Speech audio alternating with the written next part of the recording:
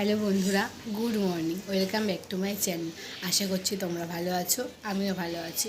আমার নতুন একটা ব্লগে তোমাদের সবাইকে ওয়েলকাম। এখন ঘড়িতে বাজে 9টা, উঠেছি 8টার সময়। চাটা আমার খাওয়া হয়ে গেছে, বিছানাটাকেও গুছিয়েছিলাম। দেখো ছেলে পুরো অগোছালো করে দিয়েছে, অফ ক্যামেরায় গুছিয়ে নিয়েছি। কি বাচ্চা থাকলে তো এরকম হবেই, যে ওরা নষ্ট করবে, কি আর করার আছে। ও বড় হলে আস্তে আস্তে ঠিক হয়ে যাবে। বন্ধুরা, ভিডিওটা এখান থেকেই শুরু করছি, তোমরা দেখতে থাকো। চলো।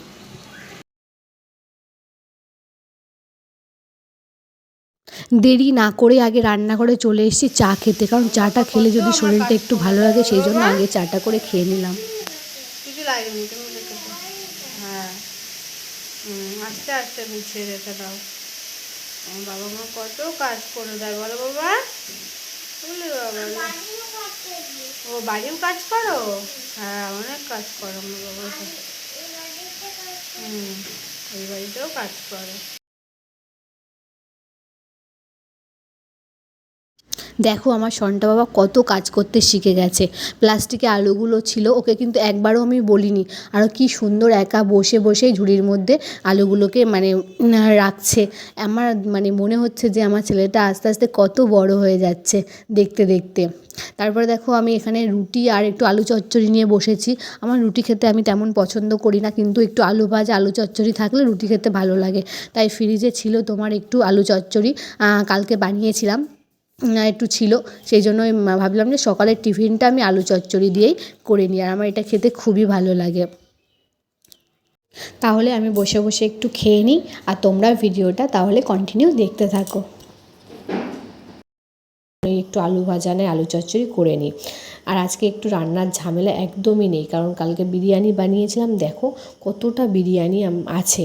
রাজদীপ অফিসে নিয়ে চলে গেছে, আর পুরো এক গামলা মতো বিরিয়ানি আছে। এটাই আমি একটু গরম করে রেখে দিচ্ছি। এখন তো এই যা গরম পড়ছে, যদি নষ্ট হয়ে যায়, তাই এখন একটু গরম করে রেখে দিচ্ছি। আর পরে আবার গরম করে নেব খাওয়ার সময়। দেখো আজকে রান্নাবান্নার তেমন চাপ নেই, তো ভাবলাম যে ফ্রিজটাকে একটু পরিষ্কার করি। খুব নোংরা হয়েছিল। একটু লেবু, একটু ভিনিগার, একটু আর ওই ভিম জেল দিয়ে পরিষ্কার করে নিয়েছি। দেখো আমি আর ওই পরিষ্কার করার আগে সব বার করে নিয়েছিলাম।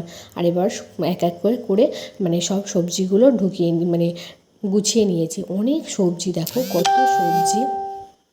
আবার সন্ধ্যাবেলা তোমাদের সঙ্গে দেখা হচ্ছে। ফুচকা খেতে ইচ্ছা করছে। আমাদের বাড়ি থেকে অনেকটা দূর, জানো না, ফুচকাওয়ালা বসে। আমাদের বাড়ির পাশে আগে বসতো, সেই লোকটা না এখন আর বসে না। জানি না কোথায় গেছে। এখন একটু এখন বসে না, আর এখন ওই দূরে যেতে হয়। রাজদীপ বাড়ি থাকলে ওই আমাকে নিয়ে যায়। আর আমি ছেলে আর আমি যখন ওই মন্দিরটায় যাই, তখন যেতে দিলে ওই ফুচকার দোকানটা বসে, তখন ফুচকা খেয়ে আসি। আর খুব টেস্টি ফুচকা বানায়, তাই একটু ফুচকা খেয়ে আসলাম। আর তারপরে দেখো আজ দুপুরেতে বিরিয়ানি খেয়েছি। আর সন্ধ্যাবেলা রাতে তো রুটির সঙ্গে ভাবলাম যে এই মিক্সড ডালটা করা হয় না, তাই মিক্সড ডালটা ভিজিয়ে রেখেছিলাম দুপুরবেলাতে। এখন মিক্সড ডালটা করে নেবো। তার জন্য দেখো পেঁয়াজ, রসুন, আদা, লঙ্কা সব কিছু কেটে নিয়েছি। এই হ্যান্ড ব্লেন্ডারটা না খুবই ভালো, খুবই উপকার, খুবই সব কিছু যদি তুমি কেটে দিয়ে দাও, তারপরে খুব ভালো মিহি হয়। যে দেখো আমি প্রেশার কুকারে ডালটা বসিয়ে দিয়েছি সেদ্ধ করার জন্য। আর এদিকে দেখো আমার কি সুন্দর মিহি হয়েছে সব কিছু। আমাকে ছুরি দিয়ে আর কুচানো লাগলো না। তোমরা যদি কেউ এটা কিনতে চাও আমাকে বলো, আমি লিঙ্ক দিয়ে দেবো। আর এদিকে দেখো আমি এটা কিন্তু চা না, এটা হচ্ছে জানো ওই যে কী বলে ওটা, জোয়ান আর আখের গুড় একটু ফুটিয়ে আমি এটা খাচ্ছি। কেন খাচ্ছি জানো? কারণ আমার পিরিয়ডের সমস্যা হয়েছে প্রচণ্ড। মাসে ঠিক টাইমে হয়, কিন্তু তোমার হচ্ছে 2 দিনের বেশি আর হয় না। একদম অল্প অল্প একদম হয়। কি সমস্যায় যে পড়েছি না, আর খুব মাজা যন্ত্রণা, পেট ব্যথা এরকম করে। তাই ইউটিউবে আমি এরকম দেখেছি যে এটা খেলে নাকি পিরিয়ড পুরো ক্লিয়ার হয়। সেই জন্য আমি কদিন ধরে না যে এটা খাচ্ছি। দেখি যদি এটা খেয়ে যদি আমার ক্লিয়ারভাবে হয় তাহলে তো ভালো, তা না হলে আমার ডক্টরের কাছে যেতেই হবে। দেখি এটা কী যদি। আর তোমরা যদি বন্ধুরা কেউ জানো যে পিরিয়ড ক্লিয়ার কীভাবে হয়, তাহলে প্লিজ আমাকে একটু কমেন্ট করে বলো, কারণ এই সমস্যাটা আমার খুব হচ্ছে। আগে ঠিক হতো, এই ক মাস হচ্ছে না আমার এরকম প্রবলেম হচ্ছে। তারপরে ওদিকে তো আমি ডালটা আমি সিটি দিয়ে নিয়েছি, সেদ্ধ করে নিয়েছি। আর এদিকে সব পেঁয়াজ কুচি, রসুন কুচি, টমেটো কুচি সব দিয়ে একটু মানে এটা ভেজে নিচ্ছি একটু। তারপরে না ওই দেখো যে ডালটা আমি সেদ্ধ করে রেখেছিলাম সেটা দিয়ে দিচ্ছি।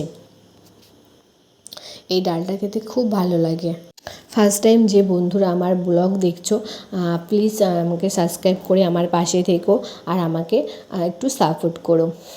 আর আমি মানে দেখো কি বিদ্যুৎ চমকাচ্ছে, রান্না করছিলাম তো তখন কি বিদ্যুৎ চমকাচ্ছিল, বাইরে এত ঝড় হচ্ছিল জানো না, আমার মনটা খুব খারাপ হয়ে গেল। আমার এই জানলার কাছে একটা টব ছিল, সেই টবটা পুরো মানে গ্যাসের ওপর পড়ে পুরো নিচে পড়ে পুরো ভেঙে গেছে জানো না, মনটা খুব খারাপ হয়ে গেছে। আমি পুরো চুপচাপ হয়ে গেছিলাম। রাজদীপ বলছে যে ঠিক আছে আমি তোমার জন্য আরেকটা কিনে এনে দেবো, মন খারাপ করো না। কিন্তু খুব খারাপ লাগছে জানো না, এটা অনেক দিনের পুরনো টব, রাজদীপের একটা বার্থডেতেও পেয়েছিল, খুব সুন্দর। নিচে অনেক দিনের মানে জল ছিল, জলের সাথে ফুল ছিল। তোমাদের সাথে শেয়ার মনে হয় করেছিলাম আমি আগে টবটা, কিন্তু জানো না পুরো ভেঙে গেছে, জল টল পুরো। আর বাইরে যা হাওয়া হচ্ছে কি বলবো, মানে বিদ্যুৎও চমকাচ্ছে। রাজদীপ মানে ঝড়টা ওঠার আগে বাড়ি চলে এসছে, নয়তো খুব প্রবলেম হতো যে ও ঝড়ের মধ্যে পুরো আটকে থাকতো। খুব মানে আমি তো ফোন করে করে শুধু বলছি তাড়াতাড়ি চলে এসো। আর আমাদের বাপের বাড়ির দিকেও প্রচণ্ড ঝড় বৃষ্টি হচ্ছে, ওরা ফোন করেছিল, ওরা বললো। তারপর দেখো তোমাদের সাথে কথা বলতে বলতে আমার হচ্ছে মানে হয়ে গেছে, এটা তোমাদের সাথে আর শেয়ার করলাম না। আগে তোমাদের সাথে তড়কা ডালটা কীভাবে রান্না করি সেটা তোমাদের সাথে আগেও আমি শেয়ার করেছি। এইদিকে দেখো আমার হয়েও গেছে কষানো, তারপরে একটু জলও দিয়ে দিয়েছি। আমি না ডিমটা দিতে ভুলে গেছিলাম, তারপরে আবার অন্য প্যানে ডিমটা ভেজে তারপরে দিলাম। ডিমটা দিলে না খুবই ভালো লাগে, মানে এগ তড়কা বলে, ডিমটা না দিলে তো এগ তড়কা বলে না। তারপরে দেখো রান্না আমার হয়ে গেছে, এর মধ্যে এবার একটু ধনেপাতা কুচি দিয়ে দেবো, আরও টেস্ট হবে। ধনেপাতা কুচিটা বাড়িতে নেই, রাজদীপকে আনতে বলেছি, ও নিয়ে আসবে। দেখো কি মানে বিদ্যুৎ চমকাচ্ছে, বাইরে ঝড় মানে বয়ে যাচ্ছে, তারপরে বৃষ্টিও হচ্ছে, খুব ভয় লাগছে। তাহলে বন্ধুরা ভিডিওটা এখানেই শেষ করছি, দেখা হচ্ছে পরবর্তী ভিডিওতে, টাটা।